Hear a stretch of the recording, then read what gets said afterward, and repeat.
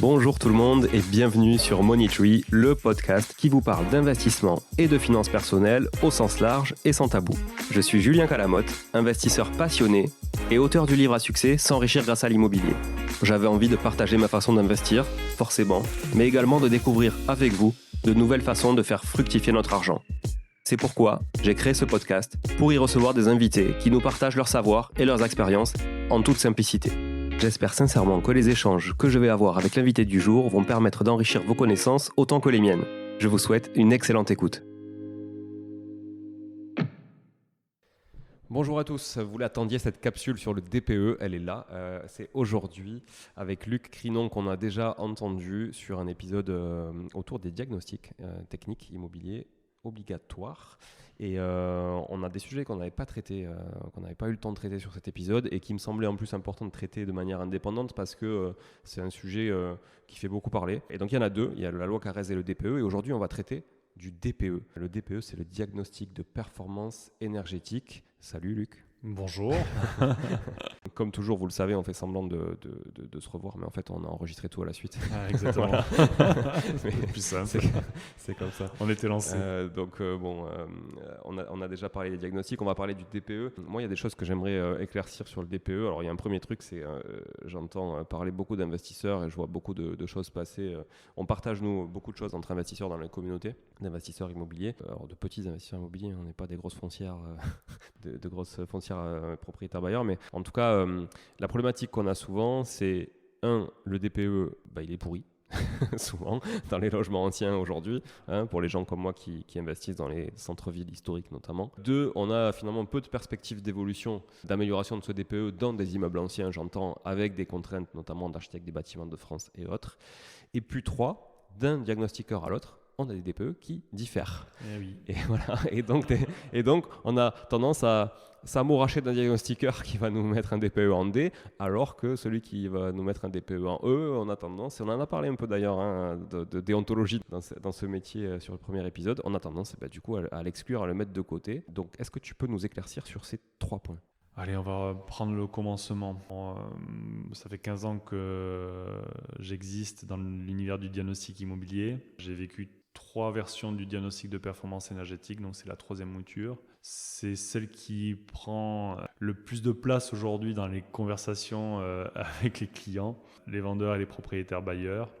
C'est celle qui cristallise beaucoup de choses et notamment avec des impacts majeurs, des interdictions locatives ou des impacts d'audit obligatoires pour des maisons individuelles. Cette mise à jour, elle date de quand ? Du 1er juillet 2021. Ok. Les pouvoirs publics, avec une politique européenne, ont fait évoluer ce diagnostic de performance énergétique, que le DPE soit la porte d'entrée de la rénovation énergétique des bâtiments. Donc c'est le postulat, c'est le démarrage de la note énergétique du bâtiment. Okay. Voilà, du logement, etc. Pour cela, ils ont travaillé de longs mois avec la DHUP et le ministère du Logement avec des thermiciens sur une méthode de calcul, des algorithmes qui existaient déjà, la méthode 3CL. On avait 2 méthodes avant, 3CL et une méthode des factures pour les logements construits avant 1949 ou pour les bâtiments en copropriété, chauffage collectif et ou chaude sanitaire.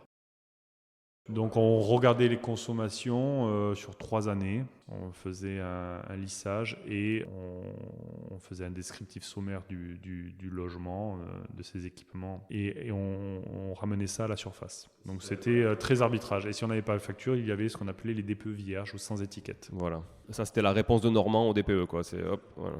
Là, ils ont généralisé la méthode de 3CL pour avoir une classification énergétique pour tous les logements. Et effectivement, il y a des parents pauvres de cette méthode qui, de la part de certains professionnels et de la part de la réponse du marché, pénalisent énormément de logements et ne donnent pas beaucoup de perspectives d'amélioration énergétique parce que beaucoup de contraintes financières, architecturales, etc. Le DPE, effectivement, il est beaucoup critiqué. Il était informatif avant, donc quand on avait des différences de classe énergétique, on se posait la question. On incriminait ou on n'incriminait pas le diagnostiqueur et sa compétence, mais les répercussions par le côté juste pur informatif, Bon, c'était balayé d'un revers de la main. Aujourd'hui, il y a une opposabilité juridique. Elle a toujours pesé sur le diagnostiqueur, qui émet quand même un diagnostic, même dans l'ancienne mouture. Mais là, aujourd'hui, elle est opposable au vendeur. Et donc, il a des responsabilités. Il doit s'engager dans le parcours de l'établissement du diagnostic de performance énergétique, voir les incohérences, même si ce n'est pas un professionnel. Et donc, le choix du diagnostiqueur et de l'entreprise qui va le réaliser est prépondérant également. Mais il doit participer activement au parcours de la réalisation et fournir au maximum tous les justificatifs possibles pour améliorer. Et en dehors de la méthode et du diagnostiqueur lui-même, qui est un être humain, qui derrière un laser ou un relevé de mesure, il y a un homme qui peut faire des bêtises ou qui peut mal travailler, qui donne un aléa au classement énergétique. Le vendeur ou le propriétaire bailleur doit amener à connaissance matérielle un maximum d'éléments qui peut faire la différence et des différences de classement. Si j'ai les factures de travaux, les factures de l'isolation, les factures de la chaudière, etc., j'aurai un DPE qui sera mieux disant que s'il a été fait sur une méthode dégradée n'ayant aucun justificatif et ne pouvant constater la présence d'un isolant sous un toit aménagé en sous-pente. Et si j'ai pas les factures, par exemple, ou alors que mon artisan n'est pas très à l'aise avec la partie compta et qui détaille pas trop le truc, parce qu'on voit aussi des artisans... La norme de travail, la réglementation que nous impose le législateur, c'est de dégrader à l'année de construction. Donc forcément, si j'ai refait mon isolation en comble, que je n'ai pas de trappe d'accès pour pouvoir vérifier cette isolation, qu'elle date d'il y a 10 ans, je ne peux pas vérifier l'épaisseur, l'homogénéité sur tout le comble, etc. Et que ma maison est de 1960, l'isolation en toiture sera inconnue. Donc un sondage par un trou d'un spot, ça suffit pas. Ah non, ça on ne fait pas. Le diagnostic de mais ils prennent leurs responsabilités.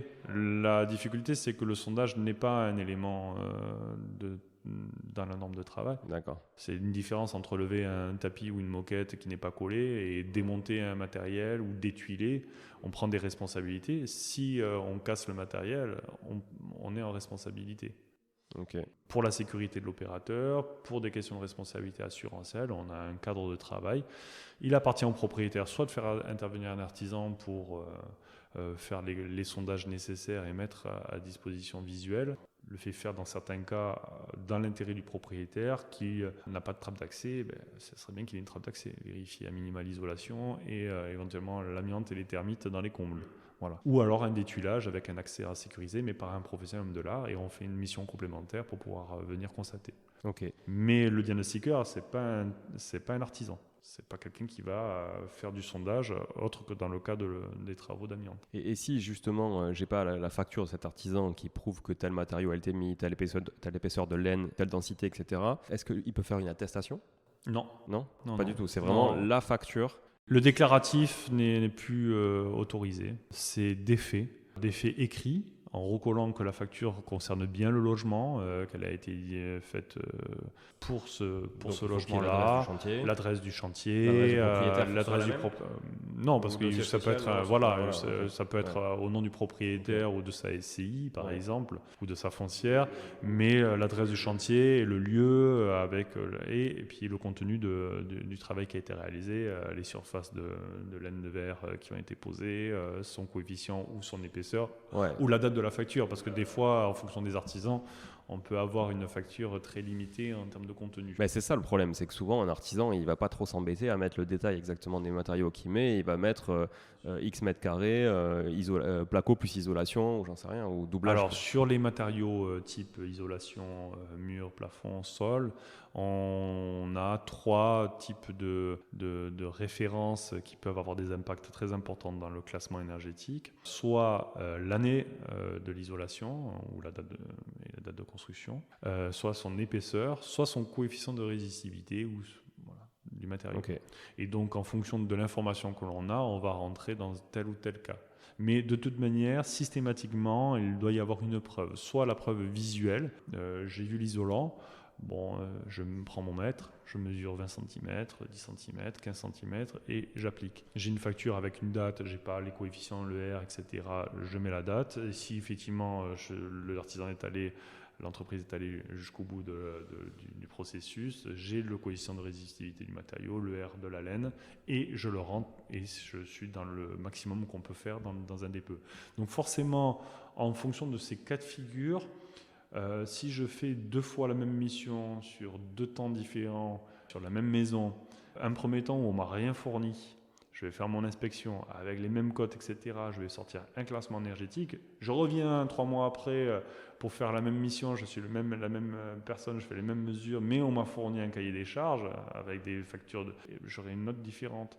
Donc dans tout cet aléa, et alors si vous y rajoutez des opérateurs différents qui ont des méthodes des fois plus ou moins réglementaires, ça fait des aléas. Et c'est ce qui nous est aujourd'hui contesté par les pouvoirs publics et par les journalistes et qui font de ce DPE, comme c'est la porte d'entrée de toutes les difficultés pour un propriétaire, les bonnes ou les mauvaises, c'est ce qu'on nous oppose, la fiabilité.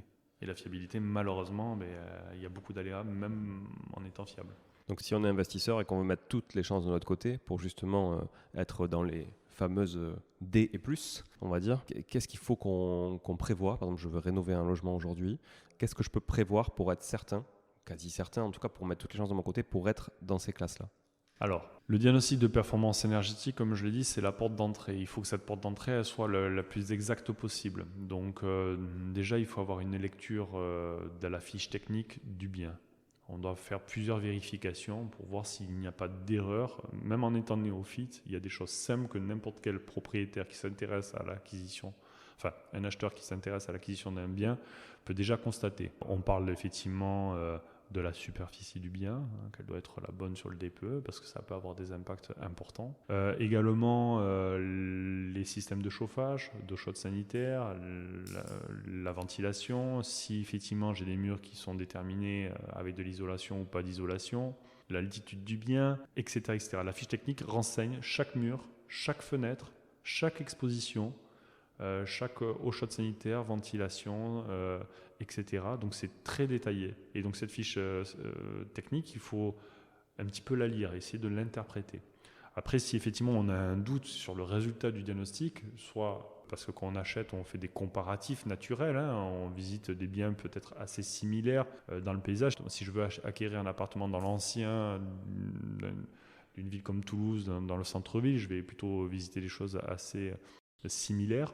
Mais si j'ai une doute sur un logement trop bien classé ou trop mal classé, c'est de prendre attache avec le diagnostiqueur pour avoir quelques renseignements et avoir déjà un éclairage. Si effectivement on se positionne sur un appartement qui nécessite des travaux d'amélioration et qu'on est complètement néophyte, on peut se faire accompagner par le diagnostiqueur. On a des solutions aujourd'hui avec cet outil qui sont des diagnostics de performance énergétique projetés. Et on va donner 2-3 règles d'accompagnement, de conseils, en disant vous avez des fenêtres en simple vitrage, faites un chiffrage de fenêtres en double vitrage. Vous avez un vieux cumulus horizontal de 150 litres, mettez un cumulus contemporain Wi-Fi en 65 litres avec une résistance forte. Vous avez pas d'isolation sur la paroi du mur nord intérieur, peut-être que ça vaut le coup d'isoler sur cette paroi. Et avec ce DPE projeté et les devis de travaux envisagés sur le conseil et le parcours de DPE projeté, on peut faire une simulation de ce que sera la note si on accomplit tels travaux et par étapes. Un peu comme l'audit. Combien ça coûte un DPE projeté? Alors le DPE projeté, ça dépend de la surface et ça dépend également du lieu. Mais par rapport au DPE final, par exemple? En règle générale, on triple le prix du DPE. Quand le DPE est à 100, le DPE projeté va coûter 300. Okay. L'avantage, c'est qu'on repart d'une feuille propre, on refait quand même un DPE initial, notamment quand c'est un confrère qui l'a fait. Ce qui permet d'avoir aussi une vérification en doublon du DPE initial, ce qui permet de faire un contrôle supplémentaire. On échange avec le propriétaire sur une formule de 3-4 travaux majeurs qui vont avoir un réel impact parce qu'on connaît l'algorithme de calcul, on connaît la méthode 3CL, on connaît le bâtiment, on sait les impacts qu'il peut y avoir et qu'est-ce qu'on peut améliorer assez facilement avec le moins de contraintes techniques, avec une capacité financière maîtrisée et un objectif de rentabilité sur la note énergétique. On fait ce parcours de scénario de travaux une fois que les devis sont faits, on projette, et après on rend un DPE une fois que les travaux sont faits, définitif, qui est valable 10 ans, suite aux travaux engagés. Donc ce n'est pas une dépense inutile, bien au contraire, c'est une mesure d'accompagnement qui est à mon sens intéressant. Après, dès que lors on passe sur un bien plus complexe, on peut passer sur l'audit énergétique, qui lui va être beaucoup plus abouti, où on va chiffrer les travaux, on va faire tout le parcours d'aide, etc. Aujourd'hui, on le réalise pour les maisons individuelles dans le cadre d'une vente. Quand les classements des maisons sont en F ou G, l'audit s'impose et on fait tout ce parcours-là. On fait quoi de plus là, du coup, que dans un DPE pro? On chiffre les travaux. Et vous basez sur quoi? Parce que d'un artisan à l'autre, par exemple, les travaux, c'est hyper complexe. Alors, chaque société de diagnostic a fait son propre parcours. Okay. On a fait des bibliothèques qu'on remet à jour. On a reçu un certain nombre de professionnels du bâtiment. On regarde des bibliothèques en ligne, bibliothèque ADEME, quelques bibliothèques de sites internet qui font des travaux. On a accueilli également quelques commerciaux ou directeurs commerciaux de très grandes boîtes qui font de l'isolation, je ne vais pas les citer, mais qui font des appareillages. Pompe à chaleur, climatisation, chauffe-eau thermodynamique, cumulus électrique, chaudière à gaz condensation, donc qui ont un catalogue et un éventail avec des prix publics constatés. Voilà, donc on a constitué des bibliothèques de travaux et on chiffre le coût de travaux immédiats du matériel qu'il faut, etc. Et également le coût des travaux induits. Si je fais une cloison par l'intérieur isolée, derrière, j'ai des appareillages électriques qu'il va falloir déplacer. Je vais avoir un coût de peinture, un coût de plainte, la reprise des sols, la reprise des plafonds. Oui, donc c'est assez exhaustif au final. C'est relativement exhaustif. Il y a un petit peu d'aléa. On le gomme au maximum. Il restera toujours un aléa de temps. Parce qu'on voit depuis quelques années que la variation coût-travaux est très importante. Des fois, le fer flambe et donc les menuisiers qui font de la fenêtre alu, ils sont obligés de suivre les cours. Des fois, c'est le placo, des fois, c'est le ciment, des fois, c'est le bois. Donc, en fonction de ça, on peut avoir effectivement des coûts travaux très différents. Donc, il y a là aussi un début, une fin dans l'évaluation du coût. Il faut le prendre avec des pincettes et il faut le réactualiser éventuellement au moment où on va envisager de faire. Mais l'audit, effectivement, permet de donner des solutions techniques et puis il est très normé également. On a des objectifs très, très importants. On doit arriver à des lettres très, très, très poussées. Favorable et pour pouvoir déclassifier il faut avoir des arguments incontestables. D'une part, on ne doit pas dépasser une feuille de route de plus de 50% de la valeur de la maison, donc on récupère aussi l'information, la valeur à travers l'agence immobilière de la mise en vente et on y fait des petites décotes, mais également l'environnement architectural. Si on est en zone des architectes des bâtiments de France, où je ne pourrais pas travailler sur une isolation par l'extérieur, où je ne pourrais pas forcément travailler avec des blocs de pompe à chaleur, des unités extérieures, etc., etc. Donc on a tout cet environnement-là. Alors nous avons intégré dans notre entreprise, pour en faire un petit peu ma publicité, un ingénieur thermicien qui a rejoint nos rangs, qui a mis tout ça en place avec son passé d'ingénieur thermicien. Il a amené tous ces ingrédients-là pour fiabiliser nos audits, qui soient les plus appropriés possibles, les plus justes possibles. On a 3 de nos opérateurs chevronnés, diagnostiqueurs, qui ont passé les formations et qui sont auditeurs thermiques également dans notre maison, pour l'habitat maison individuelle, dans le cadre d'une vente. Et nous sommes en train de faire un parcours pour devenir auditeur thermique plus général dans le bâtiment, dans le tertiaire, à travers le RGE études. Et nous sommes en pleine évolution avec la thermique du bâtiment dans notre entreprise et l'ingénierie. Et ça, l'audit énergétique, là, sur justement les particuliers, donc aujourd'hui, pour faire un point réglementation, il est obligatoire, comme tu disais, sur les logements qui sont classés F et G en monopropriété, maisons individuelles et immeubles en monopropriété. Voilà, ok. Et sur la copropriété, c'est quoi les jalons là aujourd'hui? Alors aujourd'hui, la copropriété, il y a un plan de route de la réglementation qui est commencé depuis le 1er janvier 2023, qui est le plan pluriannuel de travaux, qui inclut le sujet du diagnostic de performance énergétique et ou de l'audit énergétique en fonction du bâtiment, de ses contraintes techniques. Si on peut éditer un DPE à l'immeuble ou si je manque d'hétérogénéité dans l'immeuble et je suis obligé de faire de l'audit qui est plus précis. Et la feuille de route est déjà en place chez les syndics sur la copropriété de l'habitat privé. 1er janvier 2023, ce plan pluriannuel de travaux et DPE accompagnés doit être effectué pour toutes les copropriétés de plus de 200 logements d'habitation principale. Pour 2024, entre 50 et 200 logements. Et puis à partir de 2025, toutes les copropriétés de moins de 50 logements devront faire ce plan pluriannuel de travaux. Okay. Sauf s'il y a un diagnostic technique global de moins de 10 ans. Ok, c'est pour ça que c'est en train de se mettre en place dans les AG pour le faire voter. Exactement. Et qu'est-ce qui se passe si les copropriétaires ne le votent pas à la majorité? Alors, le diagnostic de performance énergétique, il va donner une classification énergétique, va donner des pistes de travaux à travers le plan pluriannuel de travaux et une feuille de route de travaux. C'est dans l'intérêt de la copropriété de mettre à jour thermiquement, parce que dans une copropriété, malheureusement, il y a des laissés pour compte. Des derniers étages, des rez-de-chaussée, des appartements au nord, des petites surfaces. Et si à l'échelle de la copropriété, on n'envisage pas des travaux d'amélioration énergétique, à un moment donné, que ce soit pour louer son appartement ou pour le vendre, et ne serait-ce aussi que pour la maîtrise des coûts de l'énergie, parce que le coût de l'énergie va augmenter, il faut que les copropriétés se mettent à jour également dans leur ensemble. Donc si effectivement les copropriétaires refusent, il n'y a pas de sanction aujourd'hui, mais ça ne va pas dans le sens de l'histoire, et peut-être que prochainement, il y aura quand même une obligation d'amélioration. Il y a un parcours d'aide qui est proposé, c'est pour ça que nous passons d'ailleurs le RGE études, c'est qu'au-delà de 30% d'amélioration énergétique, les copropriétés peuvent bénéficier d'un accompagnement par MaPrimeRénov' et bénéficier d'aide à l'amélioration énergétique des bâtiments. D'accord. Tout est en train de se mettre en place, le parcours individuel, mais également le parcours collectif. Et l'audit va être le DPE qui est l'entrée de la classification et l'audit et le parcours travaux vont être incrémentés. De toute façon, on part sur une politique de rénovation des logements et du bâtiment en France, tertiaire, avec la loi Elan, climat et résilience, etc. Il y a des grands objectifs et c'est dans l'actualité et ça va être la feuille de route pour les 15 prochaines années. Et avoir cette transition obligatoire de rénovation du parc actuel.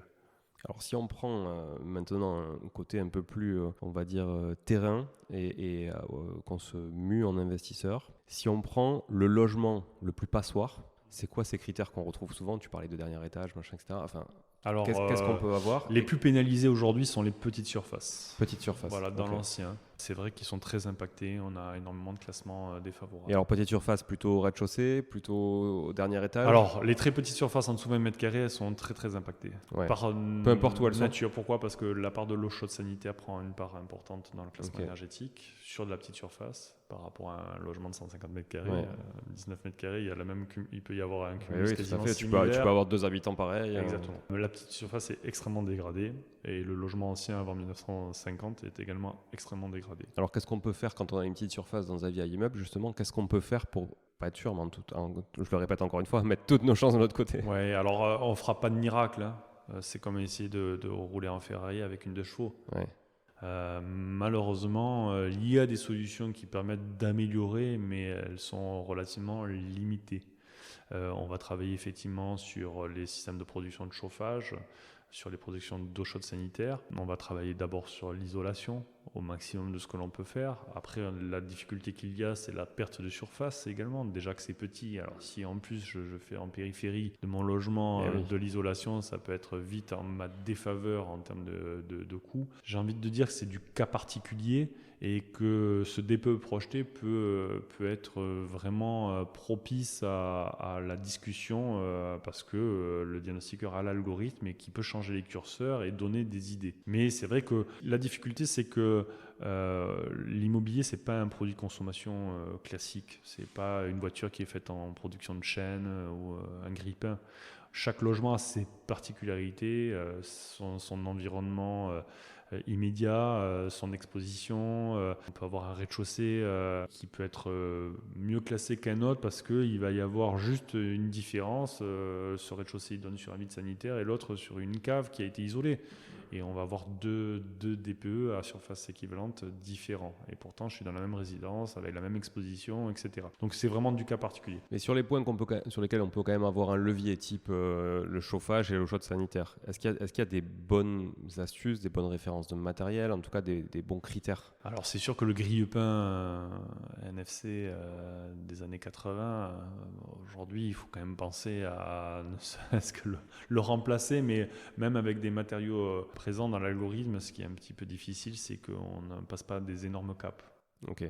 Donc si on met un cœur de fonte à inertie, ça va pas non plus. Ça va pas impacter énormément. Malheureusement, la rénovation est beaucoup plus globale. Alors il y a déjà 2 dogmes dans la rénovation thermique des bâtiments. Le premier dogme, c'est isoler les bâtiments. isoler son logement. Ça, c'est vraiment consommer moins d'énergie. Et la deuxième chose, c'est décarboner l'énergie. Donc ça va être enlever toutes les productions de chaudières à fioul, chaudières à gaz, au maximum. Et donc on part sur, comme les voitures, sur du tout électrique. Ouais. Voilà. Donc la difficulté, c'est comment je peux isoler mon logement au maximum. Quand j'ai de la prise directe, je fais. Quand je suis tributaire de la copropriété, c'est plus difficile. Un dernier étage avec un toit terrasse ou un comble, je ne vais pas, moi, juste isoler mon comble ou mon petit toit terrasse au-dessus de mon logement. Et c'est pour ça que le DPE collectif, le plan pluriannuel de travaux, prend du sens. Ok. Voilà, et donc chaque logement a sa propre identité, si je dois dire, et c'est bien de se faire accompagner. Mais dans certains cas, on ne pourra pas faire de miracle. On pourra difficilement sortir un logement qui est classé en G et de l'amener en B. Ça sera même techniquement jamais possible. Peut-être on la passera en F, peut-être au maximum E maximum. Parce que ce qu'on voit souvent d'ailleurs dans les préconisations des diagnostics et du DPE, en tout cas, c'est l'installation d'une pompe à chaleur non réversible. Non, parce que quand je pense pompe à chaleur, je me dis chouette, je vais avoir la clim l'été. Mais au final, la clim, ça consomme de l'énergie et c'est juste du confort. Alors, évidemment, la climatisation, la pompe à chaleur RR, en split ou en gainal, sont un élément prépondérant dans la méthode de calcul 3CL, c'est-à-dire que dès lors où je mets ces systèmes à la place de radiateur électrique ou d'une chaudière sur une pompe à chaleur RO, je gagne un certain nombre de points, mais de manière très importante. 2 classes d'écart des fois, ça va très vite. Effectivement, l'inconvénient, c'est qu'on rafraîchit, on climatise un logement. Donc j'ai plus intérêt quand même à mettre une pompe à chaleur qui ne fait que du chaud. Elles sont toutes réversibles aujourd'hui. Il y a quand même un malus à ça ? Non, pas du tout. Il n'y a pas trop de malus ? Non. Ah d'accord. Alors, c'est quand même... Aujourd'hui, en fait, niveau environnemental quand même, qui est la base du truc. Qu'est-ce qu'on préfère, de la chaudière au gaz qui fait des gaz à effet de serre ou une pompe à chaleur RO qui les limite? La difficulté, c'est que on est dans un environnement plus global. C'est si je fais de la pompe à chaleur sans faire d'isolation et sans prendre non plus en compte le confort thermique du bâtiment. Je vais chauffer les pigeons et voilà. Voilà, je resterai toujours avec de l'inconfort, de la dépense supplémentaire. Et donc voilà, donc c'est plutôt une rénovation globale qu'il faut penser. Okay. Lorsqu'on achète un studio, un T2, un T3 ou une maison, plutôt sur un ensemble plutôt que sur un poste. Bien sûr, la tentation de la clim, parce qu'on gagne rapidement 1 ou 2 lettres, c'est facile, mais après, dans les faits, c'est plus difficile. Déjà parce qu'il y a des unités extérieures, et donc il faut avoir les autorisations, il faut pouvoir les mettre. Les bâtiments ne peuvent pas avoir ce type d'autorisation, donc des fois on ne peut pas fonctionner avec, et donc on doit travailler sur d'autres postes. Oui, et puis bon, ça coûte vite, on va dire, une unité intérieure-extérieure, ça coûte vite entre 1 500 et 2 000 euros. Un radiateur, c'est pas le même prix, quoi. Non, donc, et ça peut chiffrer très vite, et il faut voir l'impact économique, etc. Donc c'est plutôt dans un esprit global. Après, pour être très complet, il y a des voies dissidentes sur ce DPE qui commencent à se mettre en place, notamment il y a une commission au Sénat qui vient de se constituer et qui vient de rendre des conclusions après avoir fait un très gros travail et qui s'oppose un peu à la vision du ministre du Logement et de ses équipes, notamment sur la petite surface et sur le logement avant 1949. Ils préconisent même de repartir sur ces bâtiments, sur ces logements, alors c'est vraiment pas fait, mais c'est leur préconisation, de repartir sur la méthode des factures qui permettait effectivement de donner une image, un reflet, on va dire, différent, parce que la méthode 3CL dessert la cause. Et puis on va avoir un souci également très clairement de logement, c'est-à-dire que si je sors toutes les passoires thermiques tel qu'est le calendrier, on va se retrouver avec des problématiques liées au logement. En fait, déjà que par exemple, je te prends l'exemple, tu parlais des petites surfaces, déjà que les étudiants ont du mal à se loger dans les grandes villes. Par exemple.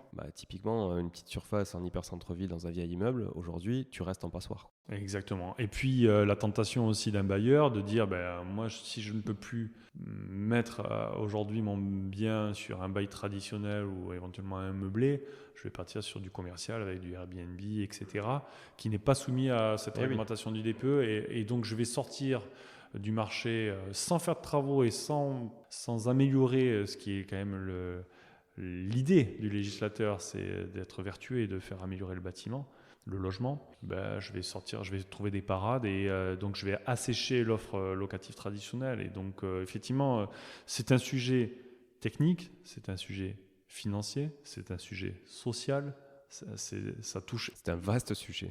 Non, mais le DPE, c'est pas un petit sujet aujourd'hui. C'est un diagnostic qui a pris énormément de place, qui cristallise et qui change un petit peu le paysage de l'immobilier aujourd'hui. Les choix que l'on fait, je me souviens de stats, il y a une dizaine d'années, le DPE intéressait 7 ou 8% du consommateur. Aujourd'hui, 80% des gens regardent d'abord le DPE avant de se positionner sur l'acquisition. C'est sûr. Et du coup, d'ailleurs, tu m'avais donné une astuce à ce sujet quand on avait échangé il y a quelques semaines suite à un DPE projeté qu'on avait fait ensemble sur l'un de nos clients. Tu m'avais donné une astuce sur la partie eau chaude sanitaire que je trouvais intéressante. Tu m'avais parlé, il me semble, avec mes mots à moi. Très petite surface du chauffe-eau instantané. Instantané, qui était plutôt coutumier en Amérique du Nord ou autre, mais pas forcément ici, enfin en tout cas pas trop en France, quoi. Exactement. Alors c'est des systèmes où effectivement on a un coût de consommation très important. C'est un tout petit boîtier qui permet effectivement d'avoir de l'eau chaude instantanée, comme ça s'appelle. Donc l'eau passe et ça la chauffe. L'eau passe et ça la chauffe avec un instant, donc c'est très coûteux au moment, sauf que c'est juste sur les besoins de la cause. Donc je prends ma douche ou je lave ma vaisselle. Et c'est vrai que pour de la toute petite surface, dans l'algorithme de calcul, sur la partie eau chaude sanitaire, on passe des caps très importants sur les petites surfaces grâce à ce système-là. Parce que ça ne stocke pas d'eau. Ça ne stocke pas, il n'y a pas de résistance pour chauffer de l'eau en permanence, même sur des cumulus contemporains où on a baissé les litrages, on a toujours cette résistance qui garde de l'eau chaude en stock. Et donc il y a une consommation forcément. Voilà. Là c'est vraiment, je prends ma douche, je lave ma vaisselle, clac. Au moment où je la prends, j'ai de l'eau chaude instantanée qui sort, je coupe, ça s'arrête. Voilà. Okay. Et donc effectivement, ça c'est un des éléments pour les petites surfaces. C'est pas très adapté pour un appartement de 2 pièces, 3 pièces, 4 pièces avec de la famille. Quand il y a 3-4 personnes, c'est pas du tout adapté. Il faudra mettre sur chaque point d'eau et pas sur un point général parce que ça ne permettrait pas d'avoir du confort long terme sur l'utilisation de l'eau, etc. Mais sur de l'instantané court terme, sur de la toute petite surface, ça peut être un des éléments. En tout cas, il fait partie du référentiel de la méthode 3CL et à chaque fois qu'on le coche dans les possibilités, on a des écarts intéressants. Mais ça consomme plus, tu disais. Sur le moment de la consommation, oui. Oui, d'accord. Sur le moment de l'utilisation. C'est un peu paradoxal, encore une fois. C'est un peu paradoxal, mais on l'utilise moins. Oui. Sur moins longtemps. Ah oui, d'accord. Donc sur le moment, ça consomme, ça booste, mais sur le long terme, finalement. Mais comme ça se coupe, c'est du on-off, c'est un interrupteur. Donc il y a des solutions. Donc ces solutions techniques, elles sont vraiment. Il faut vraiment les adapter et ces accompagnements de DPE, c'est-à-dire projetés, comme on les appelle, ou évaluation énergétique, il y a un petit peu plein de noms en fait. En fait, c'est pas du réglementaire, hein. C'est une volonté avec l'outil de méthode du DPE, de dire je pense à tel ou tel travaux, ou aidez-moi à penser à faire tel ou tel travaux pour que si je mets ça dans l'outil, j'ai un classement favorable. Et après, je me débrouille pour ma feuille de travaux, je vais faire moi-même mes appels d'offres, je vais prendre conseil des artisans sur les solutions techniques, celles qui sont possibles, pas possibles. J'en informe le diagnostiqueur, on met à jour le dossier et j'ai une garantie de résultat. Ok, très clair. Est-ce que tu peux nous rappeler, avant de clôturer cet épisode sur le DPE, tous les jalons justement qui arrivent là? C'est vrai. Avec toutes tes échéances. Si tu les as. Dans la tête, je les ai peut-être pas toutes, mais dans le CRMA, je les ai toutes.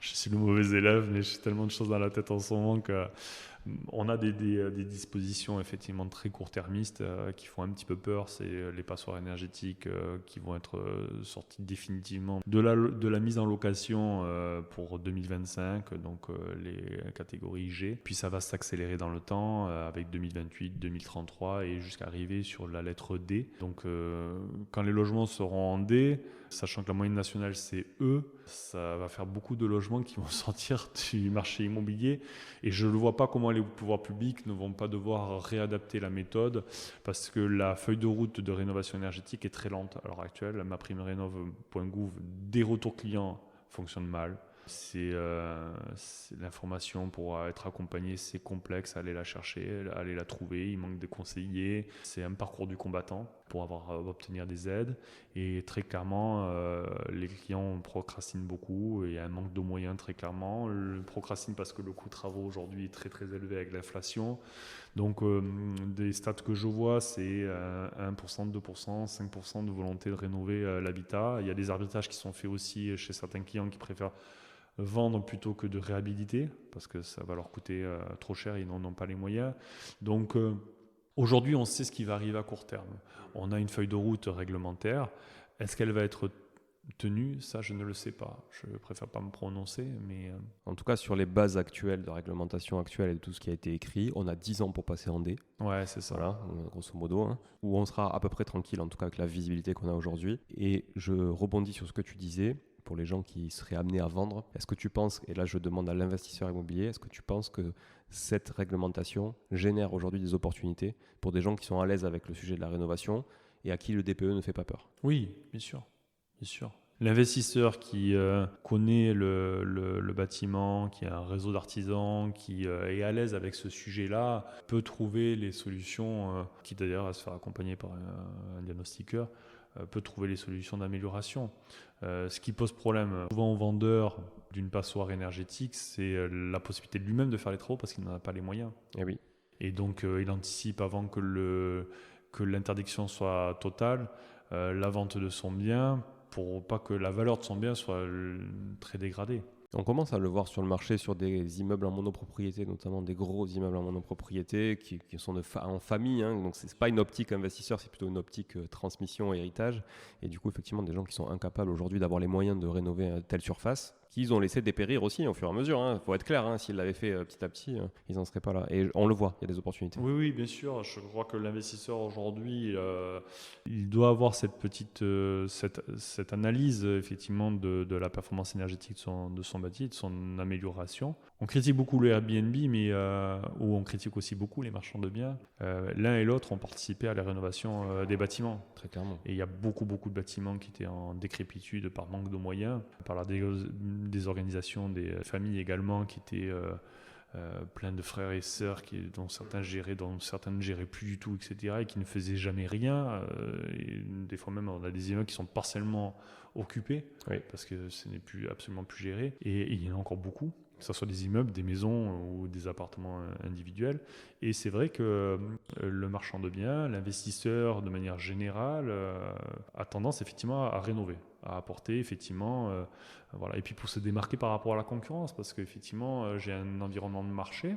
Si j'ai un appartement qui est plus performant et moins énergivore, à surface égale, le locataire aujourd'hui, il a aussi une feuille de route financière, hein, un loyer, un salaire, et il va aller sur celui qui est le plus vertueux, le plus confortable, etc., à superficie égale dans un quartier équivalent. Pour l'investisseur, c'est pas une petite feuille de route. L'emplacement est prépondérant, comme tout l'investissement locatif, ça l'a toujours été, quel que soit son emplacement. Mais aujourd'hui, la qualité du logement, sa présentation, sa performance énergétique, sa qualité sur l'installation électrique, etc., participe effectivement à être un facilitateur de location. Et d'ailleurs, pour clôturer cet épisode, je pense qu'il faut rappeler aussi que le DPE est obligatoire pour mettre un logement en location, donc on doit le transmettre à son locataire, mais aussi pour vendre, et qu'une agence immobilière notamment ne peut pas mettre en publicité un logement si elle n'est pas transparente sur le DPE et que le DPE n'est pas à jour. Et on commence à avoir des locataires qui demandent des DPE actualisés,